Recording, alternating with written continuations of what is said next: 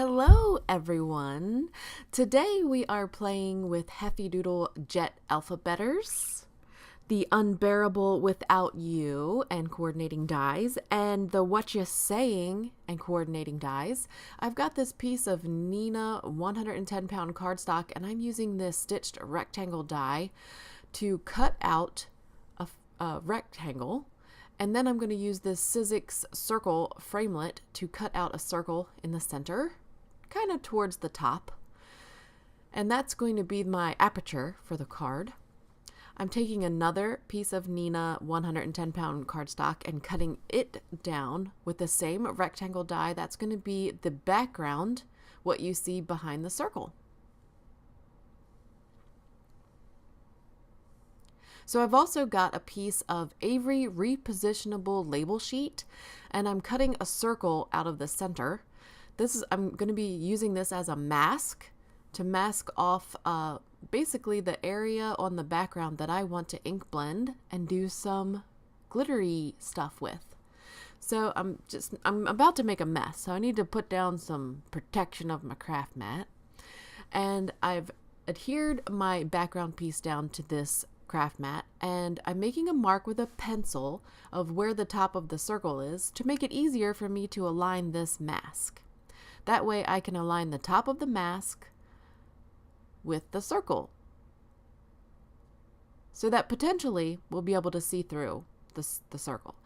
So this is the Concentric Circle Stencil by MFT, and I am going to use Mermaid Lagoon to do some ink blending, and I'm just going around the sides, trying to make it a little bit lighter in the center, a little bit darker on the exterior of the circle, and voila, peeling off the mask. It's not a perfect center, but I'm using this Bo Bunny glitter paste to enhance it a little bit. This was an afterthought.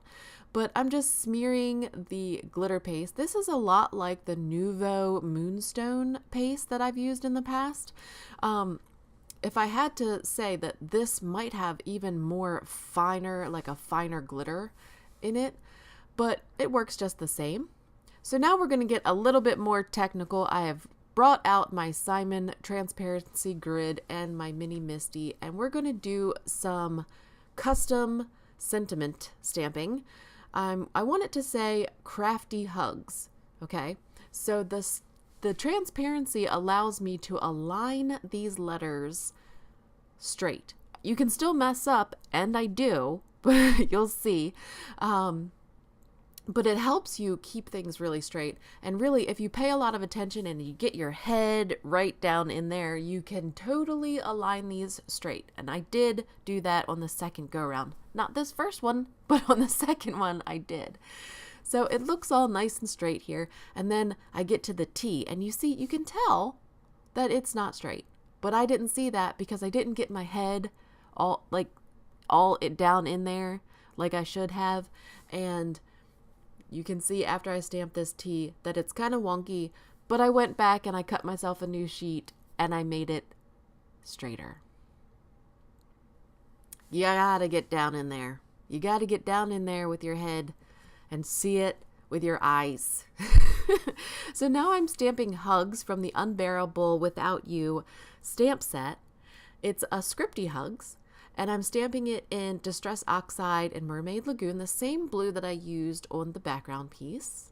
And I stamped it twice, just to get a nice saturation of color. It's a very pretty blue. I'm just making sure that all my pencil marks are gone. And of course, we have to take a cheese stick break, because Mommy can never do anything semi-important without being interrupted. So now we're going to stamp we're going to use Memento Tuxedo Black because we're going to do some Copic coloring, but we're stamping these bears, and I do multiple times in case I mess up. Do you do that? I do that. I'm also stamping little craft supplies in their bellies because I wanted to make crafty bears, a lot like Care Bears, but these are crafty bears. So I stamped a pencil and a scissors in the center of their belly. And now I'm also cutting out little masks from that Avery repositionable sheet to cover up the little pencil and the little scissors so that when I color, their bellies will remain white, a lot like my Care Bear inspiration. So this stuff is great to use for masking.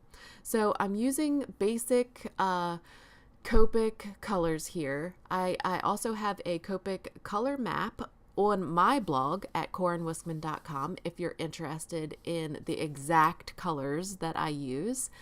But the this browner bear is E40s, like the lower E40s, and then the second bear I end up coloring it in my warm gray markers. And this is a great comparison of how different these two color combinations can be, because this is a much browner bear, and then the second bear becomes a much more gray shade of bear. But when you use the warm gray markers on their own, not with any type of browns, it really does look brown. It looks like a shade of brown. So you can do a lot with your Copic markers, especially if you have a lot of the colors, a lot of the markers. See, this is how it looks much more gray next to the brown bear. I think it's amazing. I love it. So I'm using the lighter shades around their belly to blend into the white. So like the W0 and the E40. And I'm so sad. I have to order some refills for my markers because my W1 marker is not cooperating anymore.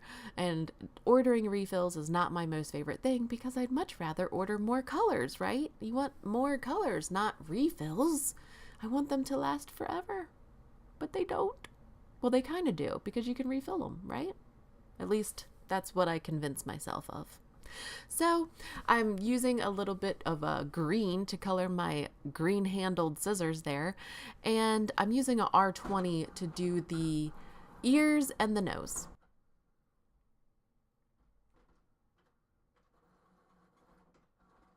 So now I'm using the coordinating dies to cut out my bears with my Sizzix Sidekick. I love this thing. It's so super handy. And it cuts it out perfectly. Ta-da!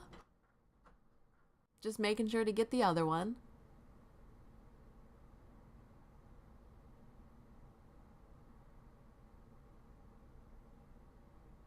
I love having this little machine on my desk. It makes it so easy and convenient. So now I wanted to add some speech bubbles with a little bit of sayings for my crafty bears, because crafty bears to the rescue, right? And I think one says, "I think you are great," and the other says, "You're the best." And then we're going to do the speech bubble outline. And then we're going to cut them out with the coordinating dies. I love this set. It's so versatile and you can use it for all types of cards.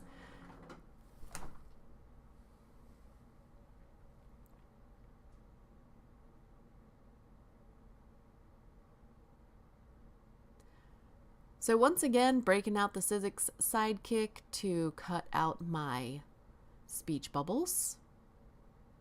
I love how they all work together and coordinate together. You can just use the speech bubble die. You can just use the outline speech bubble. I think it's so unique. You don't usually see that much versatility in a speech bubble set. So I'm just making sure that my panel is dry enough to turn it over on its face. And I'm using double-sided adhesive to adhere this panel down. It's a very strong adhesive. Then I'm using Scotch 3M foam tape to pop up that front panel where we cut the circle out. And then I'm also using foam tape to pop up my bears and also the speech bubbles. It's very important to use a strong adhesive, especially when you've used any type of texture paste or glitter paste on your card, because you want it to adhere well.